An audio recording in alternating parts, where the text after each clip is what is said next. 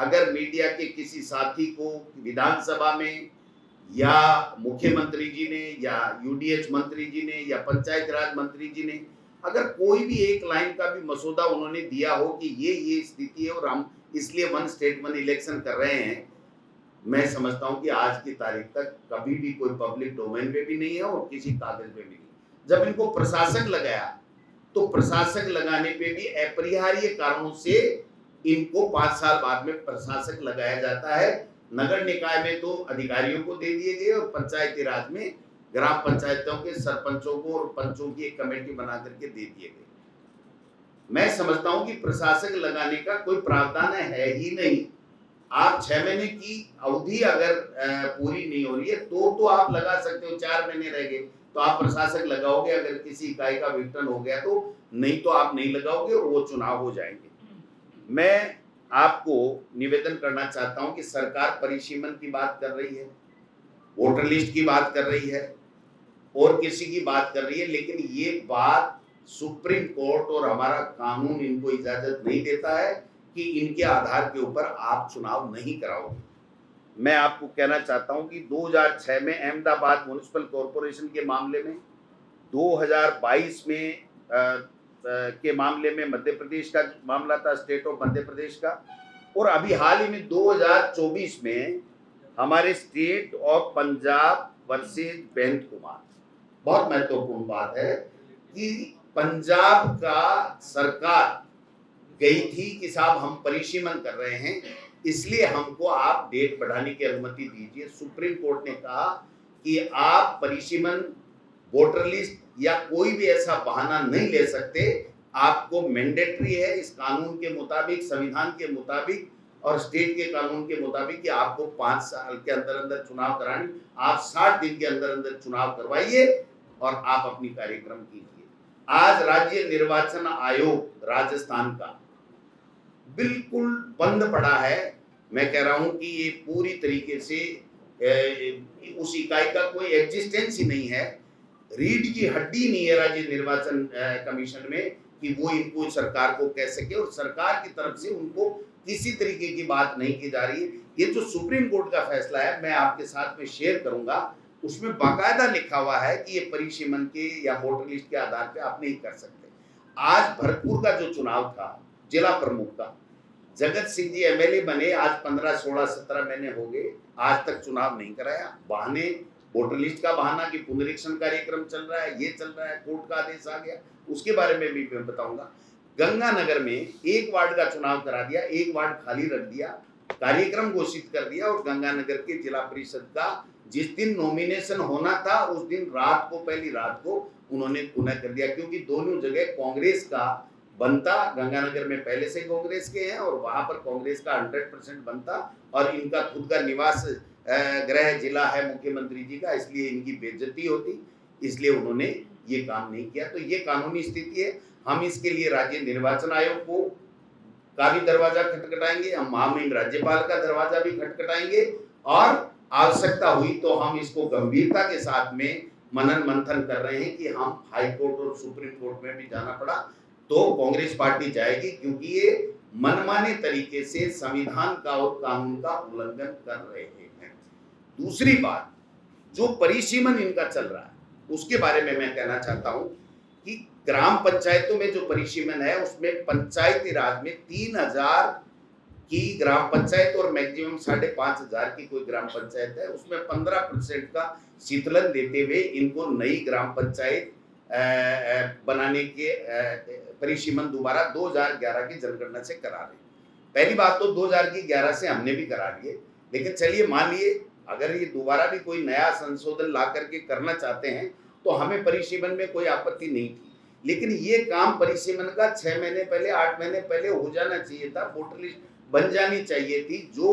हाथ पे हाथ धरे बैठे नहीं, क्योंकि इनकी मंशा साफ नहीं थी और इनको पता नहीं है, इस सरकार को, मुख्यमंत्री जी को ये पता नहीं है करना क्या है, कब करना है, क्या करना है। ऊपर से पर्ची आ जाती है तो ठीक है, नहीं पर्ची आती है तो मैं समझता हूं कि ये तो घर से बाहर भी नहीं निकलते कि आज जाना है मेरे को, नहीं जाना है। ये स्थिति सरकार की बनी हुई है, मंत्रियों के हाथ में कुछ भी नहीं है। आपने देखा होगा विधानसभा में जो स्थिति इनकी बनी हुई है क्वेश्चनों के जवाब देने की, और जो जवाबदेही की बात है तो उसकी आप बनी हुई है। तो मैं कहना चाहता हूं कि अगर 5,500 से एक ग्राम पंचायत ज्यादा है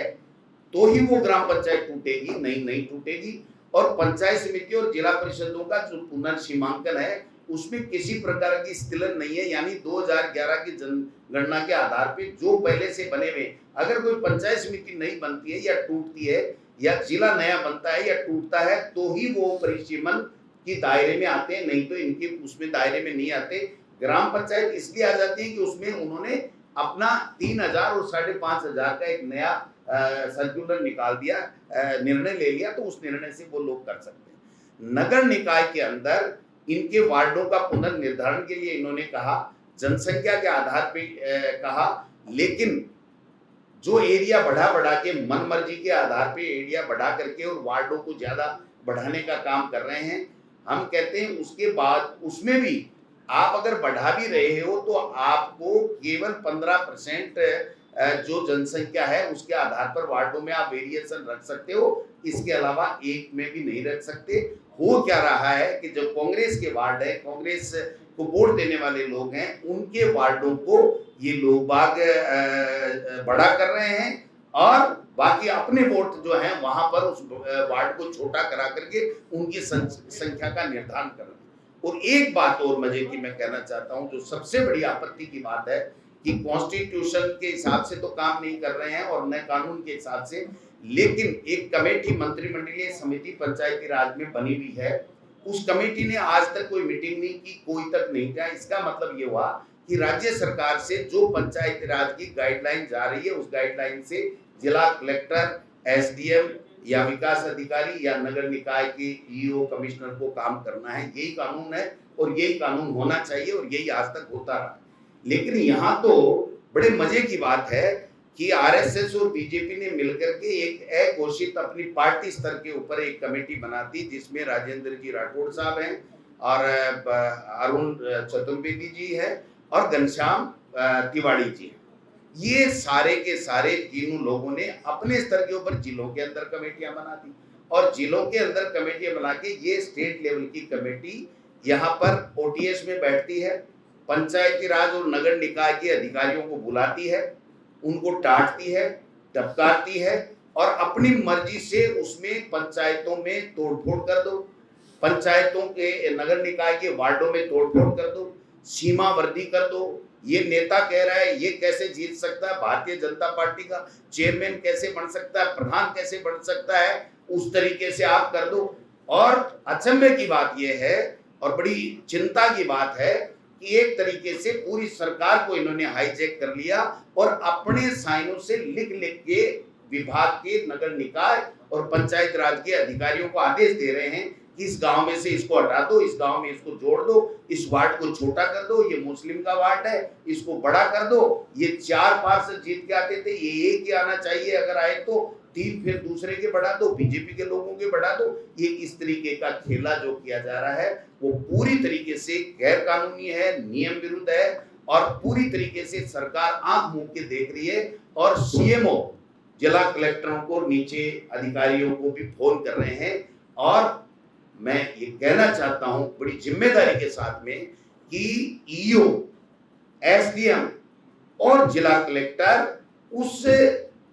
जो राजनीतिक कमेटी इन्होंने बनाई है बिना कोई कॉन्स्टिट्यूशन के, बिना कोई कानून के, अपनी पार्टी स्तर के ऊपर, उसके आगे नतमस्तक हैं और रिसीट और डिस्पेच बाबू के तरह काम कर रहे हैं। अरे साहब, राठौड़ साहब का फोन आ गया, हमको तो ये प्रस्ताव बना करके भेजना पड़ेगा। और कई जगह मैं कहना चाहता हूं कि जो नगर निकाय है उस नगर निकाय का प्रस्ताव नगर निकाय नगर पालिका भेजती है, उसका ईओ भेजता है, उसका चेयरमैन उसमें शामिल होता है, एसडीएम को धमका करके मंगाया जाता है, ईओ के कहीं कोई साइन नहीं होते, ये सीमावर्ती कर दो, ये 5 पंचायतें तोड़ दो, ये 9 पंचायतें तोड़ दो, इसको ये कर दो, इसको वो कर दो। मैं समझता हूँ गदर मचा रखा है इन लोगों ने और इतनी बदमाशी कर रहे हैं। हमने प्रदेश कांग्रेस कमेटी की तरफ से हमने निर्देश दिए हैं और हमने प्रभारी नियुक्त किए हैं, वो जिला कांग्रेस कमेटियों में 28 तारीख को, इसी 28 तारीख को जाएंगे। आपत्तियों का इनका जो निस्तारण का जो समय है वो प्रकाशन अगर नहीं करेंगे तो उस पर दबाव बनाएंगे वहां के लोकल हमारे लीडर कि आप प्रकाशन कीजिए, जो डेट आपने दे रखी है दोनों डिपार्टमेंटों ने। प्रकाशन के बाद में आपत्तियां देंगे और आपत्तियां मांगेंगे तो आपत्तियां देंगे और आपत्तियां दे करके और फिर प्रदेश कांग्रेस कमेटी को अगर कोई सलाह लेनी होगी तो प्रदेश कांग्रेस कमेटी की हमारी कमेटी बनी हुई है, पार्टी अपने स्तर पे बनाए, हमें आपत्ति नहीं, लेकिन वो पार्टी किसी भी जिला कलेक्टर, एसडीएम, नगर निकाय के डीएलपी, उसके सेक्रेटरी, पंचायत राज के सेक्रेटरी और कमिश्नर, इनको आदेश नहीं दे सकती है कि आपको ये करना पड़ेगा। यानी मैं कहता हूं ना, जो पोपाबाई का राज है, मुख्यमंत्री जी मंद मंद मुस्कुरा रहे हैं और देख रहे हैं कि जो हो रहा है वो ठीक हो रहा है, आंख बंद करे बैठे हैं। तो ये सारी की सारी चीजें हैं। अब इनका जो टाइम टेबल है उसके हिसाब से ये 4 जून को पंचायती राज के बारे में इनको अंतिम फैसला करना है, नगर निकाय को 22 मई के अंदर इनको फैसला करना है। अगर ये 4 जून और 22 मई को भी फैसला करेंगे तो कहने का मतलब कि 6 महीने लग जाएंगे। तो नगर निकाय के जो चुनाव अब आगे पेंडिंग हैं उनको ये 2-3 महीने पहले कर करके एक तरीके से करना चाहते हैं, लेकिन मेरा ये कहना कि ये गलत है। और पंचायती राज की जो स्थिति मैं बताना चाहता हूं आपको, आप देखिए वन नेशन वन स्टेट की कैसे धज्जियां उड़ेंगी। आप दिसंबर 2024 में प्रथम पेज की 222 पंचायत समितियां हैं, ठीक है साहब, करवा सकते हैं, मान लीजिए अब तक नहीं कराना चाहिए था। 78 सितंबर 2026 में है साहब, 78 पंचायत समिति, 22 पंचायत समिति हैं अक्टूबर 2026 में और 30 पंचायत समितियां दिसंबर 2026 में, और जिला परिषदों में 21 जिला परिषद तो दिसंबर 25 में है, लेकिन 13 जिला परिषद अक्टूबर 2026 और दिसंबर 2026 और सितंबर 2026 में। ये आंकड़ा है। ये कैसे एक साथ एक चुनाव कैसे करा सकते हैं? किसी भी सूरत में पंचायती राज के चुनाव ये नहीं करा सकते। आज 1.5 साल का समय है, आप भरतपुर और उसका भी नहीं करवा रहे हो, आगे के चुनाव भी नहीं करवा रहे हो, और जो तोड़ फोड़ कर रहे हो वो आरएसएस और बीजेपी के आधार के ऊपर